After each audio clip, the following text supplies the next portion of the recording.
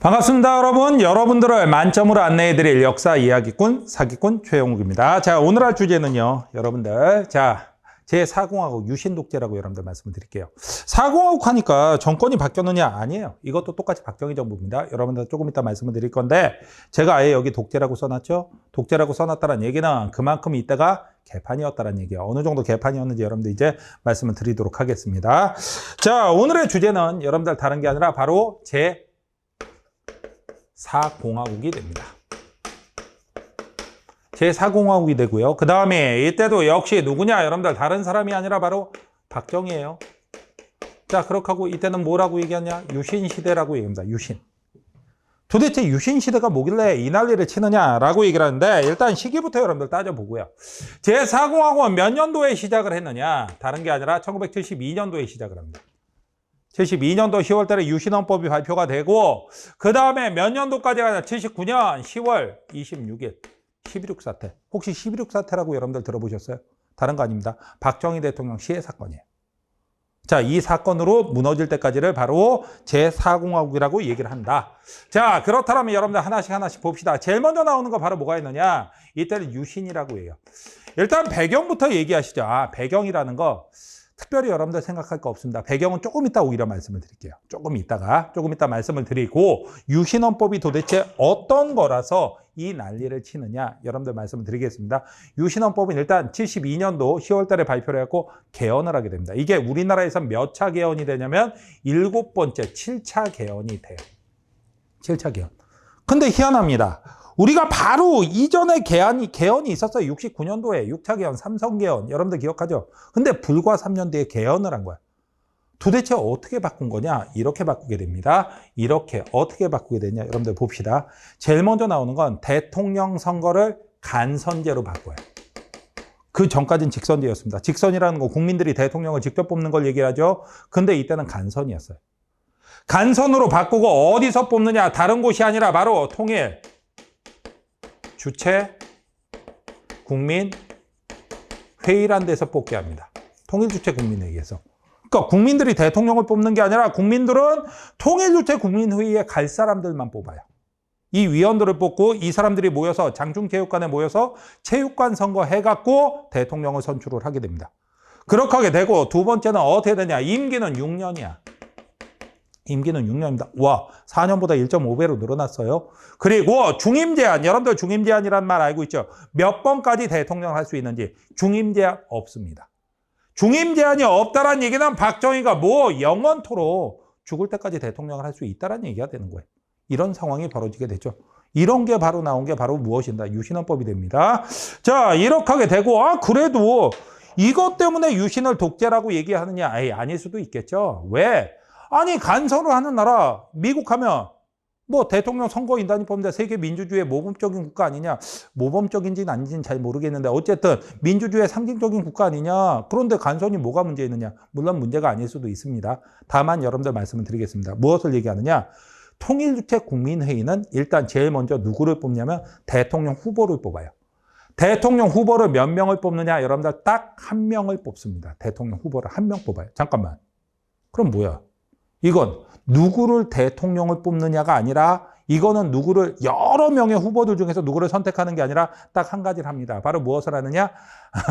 박정희를 대통령으로 뽑을 건데 찬성하니 반대하니를 물어본 거예요. 찬반 투표를 한 겁니다. 그러니까 어이가 없는 거지. 그렇다면 그래도 여기서 반대하면 대통령이 안 될 수도 있지. 찬성했으니까 대통령 된 거 아니야? 이럴 수도 있지만 반대할 수 있는 분위기가 아니었겠죠. 어디서 투표를 하냐면 장충체육관에 모여서 투표를 하게 돼 있습니다. 그래갖고 이걸 체육관 선거라고 세계가 비아냥거리기도 했었어요. 장충체육관에 모여서 투표를 하는데, 문제는 주변에 군인들이 쫙 깔려 있죠. 그리고 왠지 모르게 반대를 하면 집에 못 갈 것 같은 그런 기분이 살짝 들게끔 만듭니다. 그러다 보니까 결론은 어떻게 나왔느냐? 72년도에 박정희 대통령이 당선이 됩니다. 이때가 몇 대 대통령이냐면 8대 대통령이었어요. 이때 반대표 빵. 반대표가 빵입니다. 그렇게 하고 기권, 무효표가 딱 2표 나옵니다. 좀 심하네요. 그렇다면 여러분들 찬성률 몇 %야? 어차피 무효표 기권표는 통계가 안 들어갑니다. 간단해요. 100% 지지예요. 그렇게 하게 되고 이렇게 해갖고 78년까지 8대 대통령을 하고 그 다음에 9대 대통령을 하는데 이때 반대표는 못 나오지만 무효표가 많이 늘어요. 2.5배로. 잠깐 2.5배가 됐으면 5표네요. 5표. 그거 외에는 다 찬성이었어. 반대할 수 있는 분위기가 아닙니다. 그러니까 이건 뭔가 많이 잘못된 거죠. 말도 안 되는 짓거리를 한 겁니다. 그 다음에 두 번째는 국회의원회.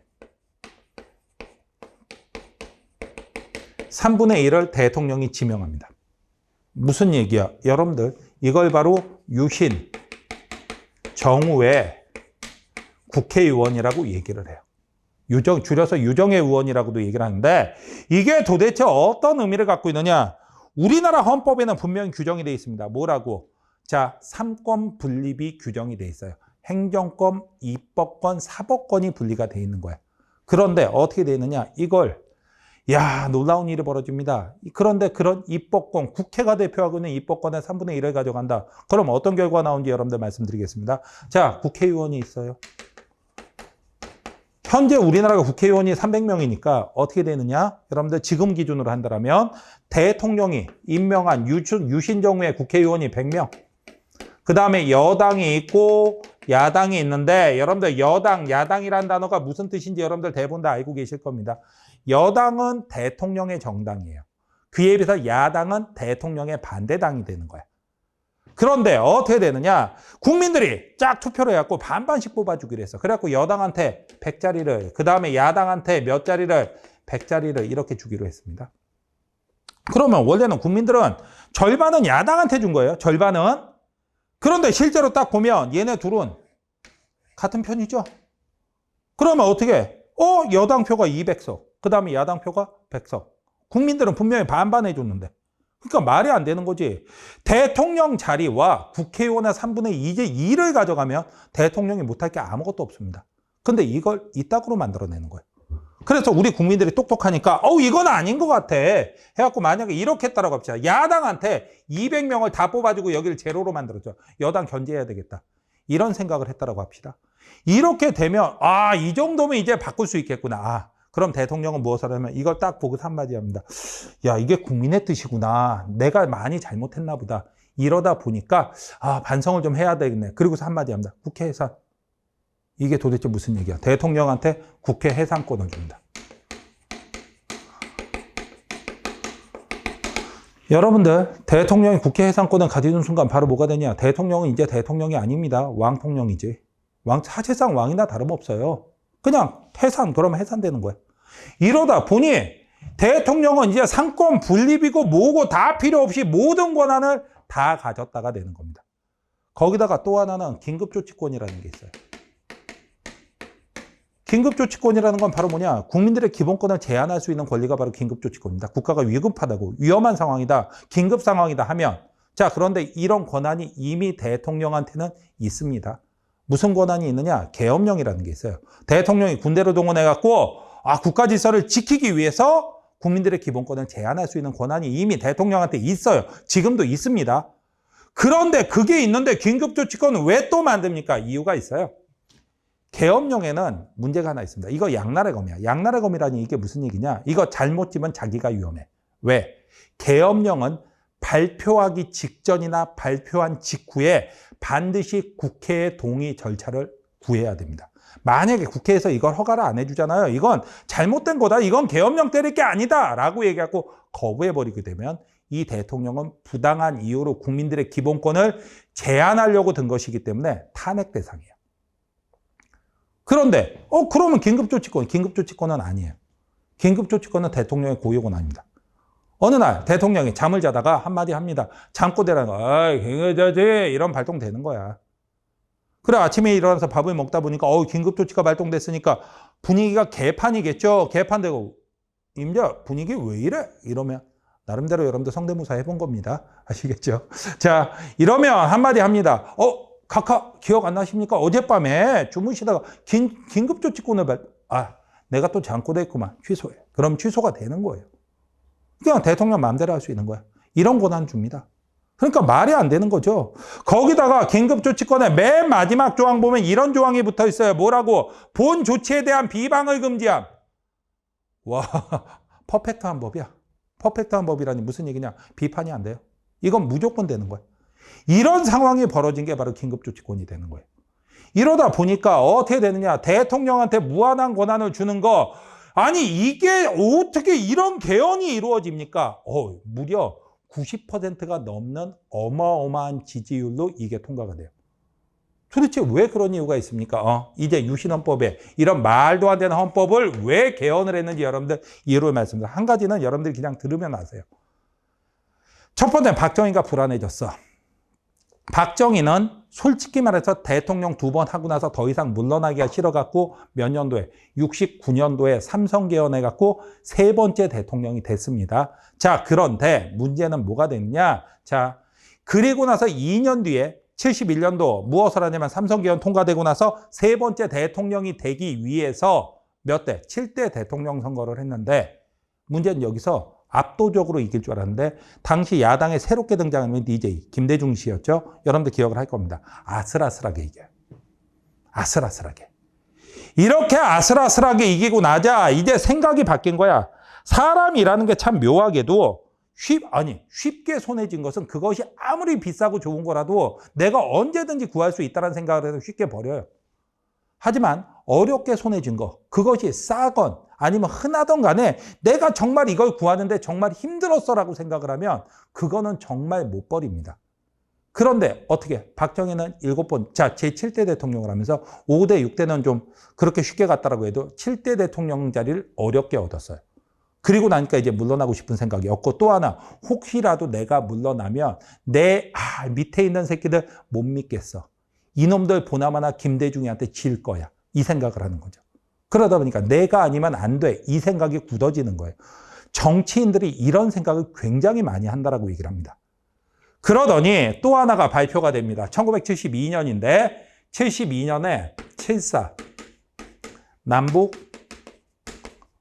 공동 성명이라는 게 발표가 돼요. 이 7.4 남북 공동성명의 구체적인 내용은 나중에 여러분들 통일 논의에서 제가 따로 말씀을 드릴 겁니다. 근데 7.4 남북 공동성명에서 무엇이 발표가 되느냐? 다른 거 아니에요.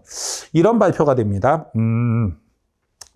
그 남북한의 통일 원칙, 3대 통일 원칙. 오늘은 가볍게만 자주적, 평화적, 민족적 대단결이라는 통일 원칙이 서울과 평양에서 발표가 됩니다. 어쨌든 남한과 북한이 6.25 전쟁 이후에 최초로 합의를 해서 모은 문서가 발표가 된 거야. 사람들 사이에 통일에 대한 뭐가 될까? 기대감이 확 올라갑니다. 특히 당시에는 여러분들 이산가족도 정말 많이 살아계실 때예요. 그런 분들이 생각하죠. 드디어 우리 우만이를 만날 수 있는 거 아닌가? 우리 엄마. 내가 여기 내려갖고 우리 엄마랑 헤어졌는데 내 동생이랑 헤어졌는데 이거 만날 수 있는 거 아닌가 하는 기대감이 확 올라갑니다. 그러면서 통일할 수 있다는 분위기가 나오는데 이때를 때로 잡아갖고 딱 때린 거예요. 뭐라고? 박정희가 딱 발표를 합니다. 지금 우리 민족은 분단의 현실을 고착하느냐 아니면 통일로 향해 뛰어가느냐 하는 민족의 운명의 갈림길에 서 있습니다. 나 대통령 박정희는 통일을 향해서 달려가고 싶어요. 근데 저 빌어먹을 야당 새끼들이 내 발목을 잡아서 아무것도 할 수가 없습니다. 그래서 국민 여러분들께 부탁을 드립니다. 나 대통령 박정희가 통일을 향해서 뛰어갈 수 있도록 강력한 권한을 주시기 바랍니다. 이것이 현재 우리나라에 필요한 가장 한국적인 민주주의인 것입니다. 이렇게 발표를 해요. 대단한, 말빨이 장난 아니게 늘었어요. 대단한 포장 능력이죠. 유신이라는 말도 안 되는 내용을 무엇이라고, 한국적 민주주의라고 포장을 한 거예요. 당시 국민들은 여기에 홀라당 넘어갑니다. 어떻게 넘어갑니까? 간단하지. 당시에 통일에 대한 기대감이 올라갔습니다. 그 다음에 두 번째 무엇이냐? 모든 언론사, 모든 신문사는 이미 박정희의 통제 안에 다 있었어요. 누구도 이걸 비판할 수가 없는 상황이야. 거기다가 국민들이 직접, 그러니까 야당은 이거 잘못된 거다라고 얘기를 해봤자 신문에 실리질 않아요. 1972년에 인터넷이 어디 있어요? SNS가 어디 있어요? 그런 거 없습니다. 거기다가 또 하나는 바로 뭐가 되냐면 솔직히 어디가 잘못됐는지를 알려고 그러면 이전에 있었던 헌법책과 요번에 바뀌는 새로운 헌법 개정 내용을 다 이 두꺼운 책들을 딱 놓고 그걸 일일이 다 비교해 가면서 봐야 됩니다. 불가능한 얘기죠.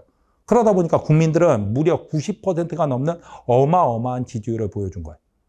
그런데 막상 살아보니까 이게 말이 됩니까? 말이 안 되는가? 말도 안 되는 거죠.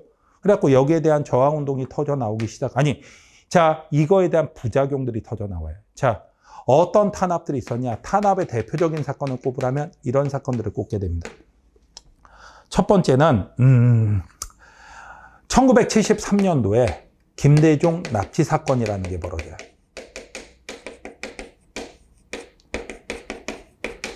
도대체 김대중 납치 사건이 뭐냐? 당시 김대중 씨는 야당 당수였고 유신헌법을 비판하고 있었기 때문에 너무나도 위험한 상태였어요. 그래서 일본에 가 있었습니다. 일본에서 유신헌법에 대한 비판을 계속해서 하죠. 박정희가 중앙정보부 요원들을 보냅니다. 그리고서 김대중 씨를 일본에서 호텔에서 납치를 해갖고 끌고 와요. 그리고 원래는 어디다 그러냐면 동해에 와갖고 공해상에서 진짜 바닷물 속에다 넣으려고 했어요. 그랬는데 일본이 난리가 납니다. 왜 일본이 난리냐? 이거 그랬을 리가 없잖아. 허가 받았을 리가 없습니다. 그럼 무엇을 한 거냐? 간단하죠. 여러분들, 아니 일본이 왜 난리칩니까? 당연하지. 일본 땅에서 다른 나라 지도자를 체포해 갔는데 일본이 이건 완전 내정 간섭에 솔직히 말하면 침략입니다. 그러다 보니까 우리나라 정부에다가 어마어마하게 항의를 해요. 그리고 또 하나 미국이 알게 되죠. 미국에서 전화합니다. 연락합니다. 풀어줘. 결국 미국까지 개입하게 되자 김대중 정부는 더 이상 당시 박정희 유신 정부는 더 이상 이걸 할 수가 없죠. 그래갖고 풀어주긴 합니다. 어디다 풀어주면 일본으로 돌려보낸 게 아니라 한국으로 다시 데려와서 김대중 씨 집 앞에다 딱 풀어줘요. 너 이제 못 나가. 무조건 우리 감시하에 있어. 이렇게 만들어 놓는 거예요. 자, 이런 상황이 하나 벌어졌죠. 그 다음에 이것보다 더 컸던 거예요. 74년도에 민주청년 학생연합 사건. 그래갖고 민청학년 사건이라고 얘기를 합니다. 이건 여러분들 인민혁명당, 그래갖고 줄여서 인혁당 재건이 사건이라고도 보통 얘기를 해요. 인혁당 사건, 인민혁명당 사건이라는 건 1968년도에 있었던 일인데, 조선노동당에 이 남조선 그 분점을 만들겠다고 공산당이 만든 조직이라고 사람들을 잡아들인 사건이야. 1960년대에. 그렇다면 여러분들 생각 한번 해봅시다. 이 사람 진짜로 간첩이었을까? 이 당시에 워낙 조작극이 많았었던 건 사실이죠. 그렇다고 여러분들 그래도 뭐 100% 조작극, 이건 조작극 아닐 수도 있잖아. 그렇게 얘기를 합시다. 그런데 불과 6년 뒤에 이 사람들이 나와서 또 다른 사람들을 포섭해서 민청학년 조직이라는 걸 만들었는데 이건 실제로 그때 박살난 인민혁명당을 재건하는 조직이다. 그래갖고 그걸 체포를 합니다. 그리고서 이 사람들에 대한 재판을 해요. 그리고 74년도에 체포했고 75년도 2심 재판이 열려지고 이 중에 주역들에게 사형이 언도가 됩니다. 그래갖고 여러분들 솔직히 말하면 여러분들은 강력한 반공의 투사들이라면 이 빨갱이 새끼들은 사형 때릴 수도 있지, 이렇게 여러분들이 얘기할 수도 있어요. 그런데 여러분들 사형이 선고되고 나서 딱 18시간 뒤에 사형이 집행이 됩니다. 이건 말이 안 되는 거예요. 왜? 다른 걸 다 인정을 하더라도 이건 말이 안 된다. 왜 말이 안 된다라고 얘기를 하냐? 이유는 너무 간단한 거지. 생각을 한번 해봅시다. 여러분들 사형이라는 건 절대로 함부로 집행해서는 안 됩니다. 왜? 사형은 되돌릴 수가 없거든요. 물론 감옥에 가두는 것도 완벽하게 되돌리는 건 불가능해요. 왜? 인간에게 가장 소중한 시간이 날아가는 거니까. 하지만 그 날아간 시간만큼 물론 완벽한 보상 안 되면 경제적이든 뭐든 간에 어쨌든 보상할 수 있는 방법이라도 있어. 하지만 사형은 생명을 뺏어버리고 나면 아무것도 못합니다. 그래서 아무리 흉악범이라도 최소 몇 년 이상을, 왜?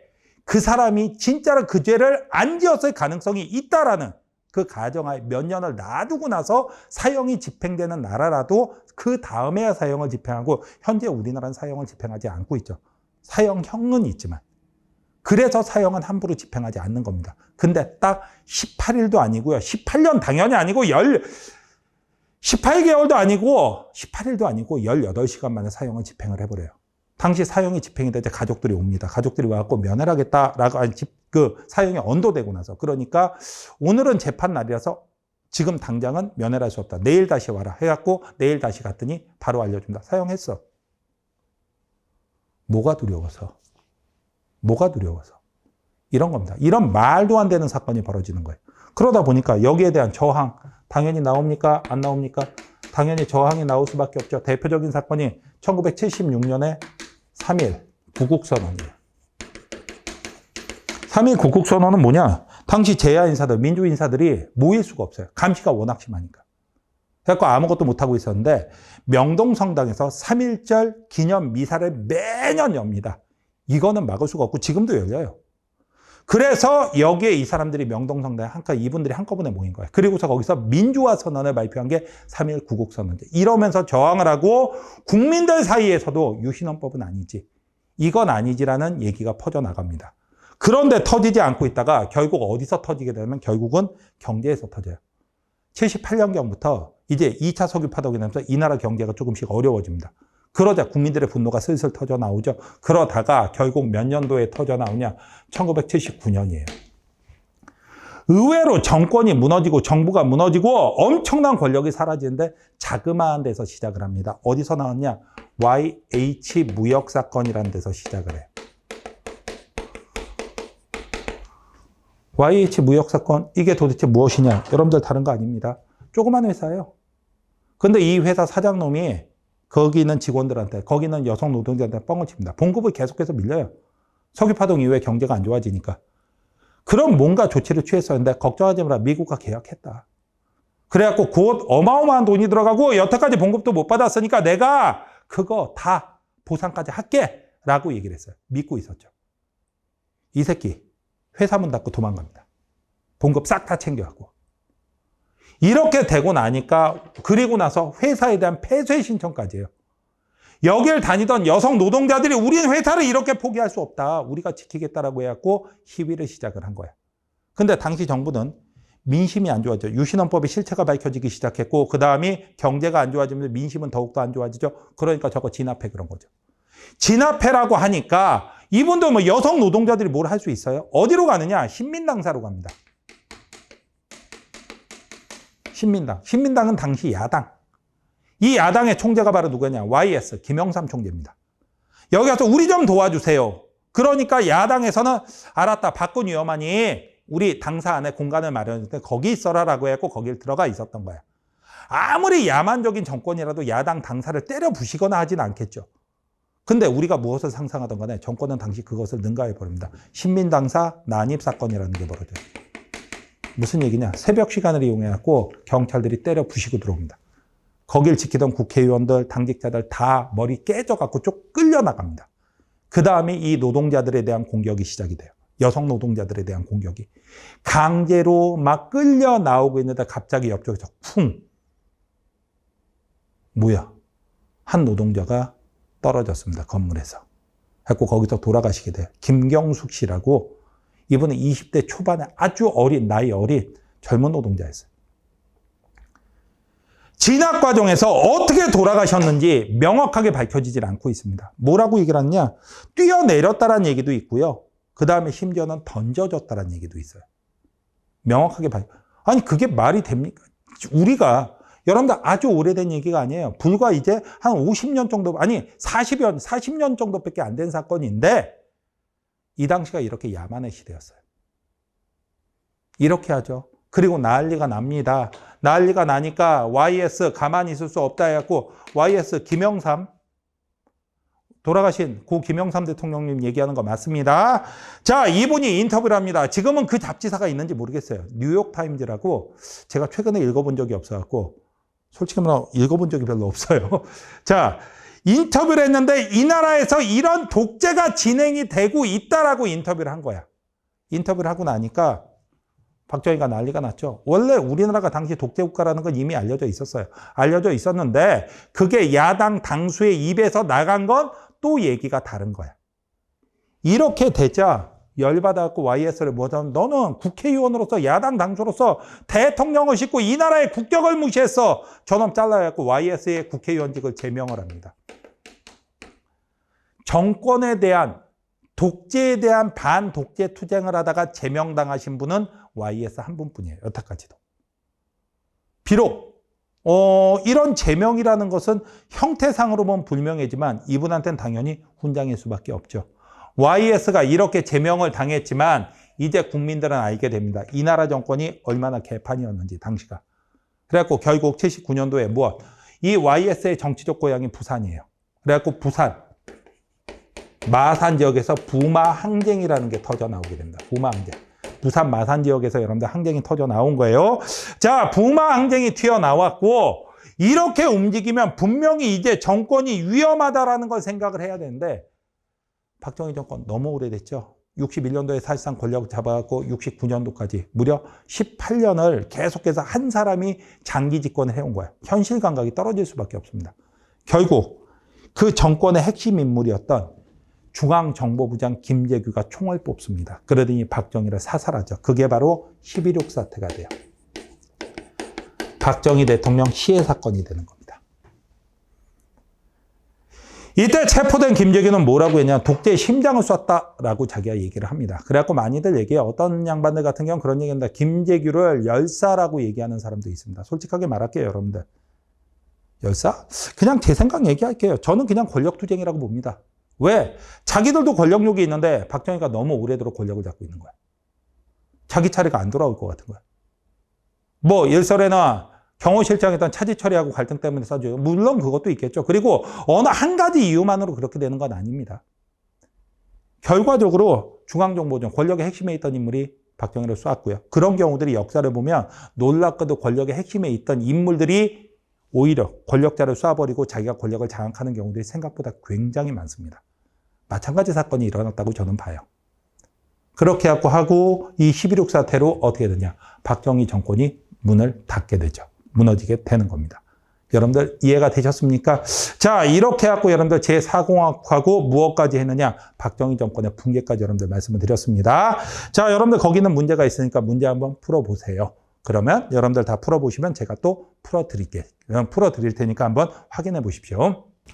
자, 여러분들 문제 한번 보시겠습니다. 1번, 밑줄진 헌법이 제정된 시기를 연표해서 고르면 이 헌법은 한 사람이 집권자가 긴급조치라는 형식적인 법 절차와 권력 남용으로 양보할 수 없는 국민의 기본 인권과 존엄성을 억압하였다. 그리고 이러한 권력 남용에 형식적인 합법성을 부여하고자 입법, 사법, 행정, 삼권을 한 사람의 집권자에게 집중시키고 있다라고 돼 있는데 여러분들 여기 긴급조치라는 말이 보이죠? 그 다음에 자, 삼권을 한 사람에게 집권자에게 집중시키고 있다라고 보이지? 그렇게 되면 여러분들 1972년 이거는 바로 뭐 10월 유신이 되는 겁니다. 10월 유신이 되는 거예요. 여러분들 유신 아시겠죠? 그렇다면 여러분들 유신에 딱 보면 하필이면 여기가 72년에서 전이냐 후냐 문제가 되는데 여러분들 기억을 할 겁니다. 7.4 남북 공동성명 발표하고 나서 3개월 뒤에 한 거죠. 이거 이용했지. 우리는 지금 통일로 향해서 가야 되는데 야당들이 발목을 잡아서 저는 못합니다. 그러니까 나에게 강력한 권한을 주십시오. 이 소리 했더라고. 그렇기 때문에 이걸 배경으로 해서 유신이 나온 거니까 정답은 바로 무엇이 된다? 라가 돼야 되죠. 4번 찾으셨죠? 어렵지 않으셨을 거예요.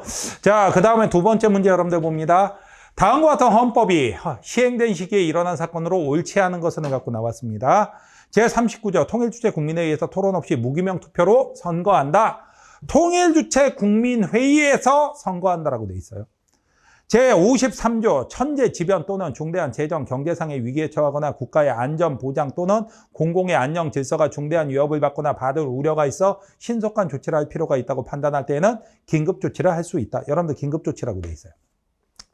대통령 국회를 해산할 수 있다. 여러분들 대통령한테 국회 해산권이 있어요. 그렇다면 이건 보나마나 무슨 헌법이 되겠습니까? 유신헌법이 됩니다. 유신헌법이 된다는 거 여러분들 알겠죠? 그렇다면 여러분들 봅시다. 1번. 자, 유신헌법 시기라면 1972년부터 시작해갖고 몇 년까지 79년도에 무너질 때까지를 얘기하는데 정확하게는 80년까지 있었지만 여러분들 봅시다. 부마 민주항쟁이 일어났다. 이걸로 무너지게 되는 거 맞죠? 그러다 보니까 이건 79년도라서 맞는 얘기. 굴욕적인 한일회담에 반대한 학생 시위. 잠깐만. 한일회담이라면 한일기본조약 65년도의 일이 되죠. 그거에 반대한다 해갖고 터져나온 거예요. 64년도 63 시위라고 여러분한테 말씀을 드렸어요. 그래서 이 문제의 핵심은 여러분들 다른 거 아닙니다. 여러분들이 공부할 때 이렇게 공부할 수가 있어요. 박정희 정부권 그냥 다 박정희 거 이렇게 공부하는 학생들이 있어요. 그런데 실제로는 여러분들 30하고 40을 구분해서 문제 출제하는 게 충분히 가능합니다. 그러다 보니까 30, 40을 구분해야 되는데 여기는 유신헌법이란 제4공화국이 되는 것이고 63 시위란 몇 공? 30이 되는 거죠. 그러다 보니까 이건 틀린 거예요. 2번이 틀렸죠. 그 다음에 제야 인사들이 명동성당하며 3.1 민주구국선언 몇 년도? 76년도에 유신헌법에 대한 반대 투쟁으로 나온 거죠. 인민혁명당 재건위원회 사건이 일어나 관련자들에 대한 사형이 실시가 되었다. 74년도에 터져갖고 75년도에서요. 유신헌법의 대표적인 탄압, 인권 탄압 그 예가 됩니다. 헌법을 부정, 반대, 왜곡하는 일체 행위를 금하는 긴급조치 1호. 맞습니다. 그러다 보니까 답이 되는 건 몇 번이 답이 되느냐? 2번이 혼자 틀렸죠.